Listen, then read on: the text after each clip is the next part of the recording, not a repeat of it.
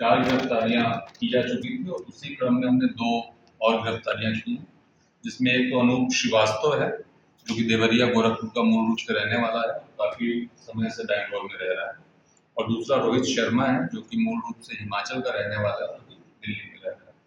इन दोनों को हमने गिरफ्तार किया। ये दोनों ही बड़ी ही महत्वपूर्ण कड़ी है इस पूरे जो साइबर फ्रॉड का जाल है उसके अंतर्गत।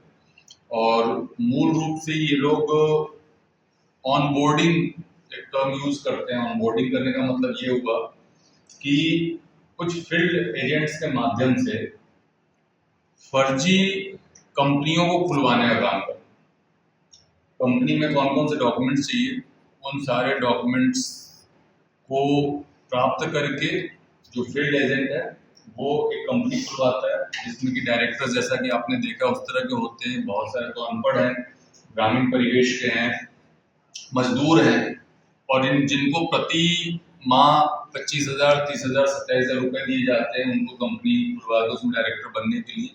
और उन कंपनियों को खुलवा करके इन दोनों को वो पूरा डेटा भेजा जाता था, और उस डेटा के आधार पे फिर जो हमारे पेमेंट गेटवेज होते हैं, फोन पे है और बहुत तरह के पेमेंट गेटवेज है, फिनो बैंक का है, एयरटेल का है, उनको वेरिफिकेशन कराने का काम ये दोनों करते थे कि भाई ये कंपनी खुली हुई है तो एजेंट जा करके वेरीफाई कर ले। उसके लिए पूरी तैयारी करते थे, पूरा एक गेटअप देते थे ऑफिस का, वहाँ बोर्ड लगवाएंगे, कुर्सी मेज लगवाएंगे, कंप्यूटर्स लगवाएंगे, वेरिफिकेशन है। उसके बाद तो कंपनी के अस्तित्व में रहती नहीं थी, उसको ये लोग हैंडल करते थे। तो वो काम करने वाले ये लोग थे जो कि पूरे फर्जी कंपनी को स्टैब्लिश करवाते थे। फिर पेमेंट गेटवेज के साथ एमओयू करवाने में इनकी भूमिका रहती थी। वहां से जो क्यूआर कोड्स मिलते हैं पेमेंट के लिए, एमआईडी वर्ड यूज करते हैं, वो प्राप्त करते थे, और एक तरीके से सबसे महत्वपूर्ण कड़ी के तौर पे इसमें काम करते थे। इन दोनों को गिरफ्तार किया और आज इनको कोर्ट में पेश किया।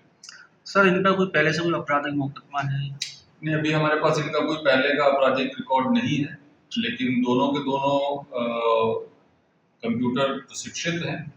एनआईटी से इन लोगों ने कंप्यूटर में डिप्लोमा कर रखा है, जिसमें हार्डवेयर सॉफ्टवेयर दोनों तरह की ट्रेनिंग ले रखी है।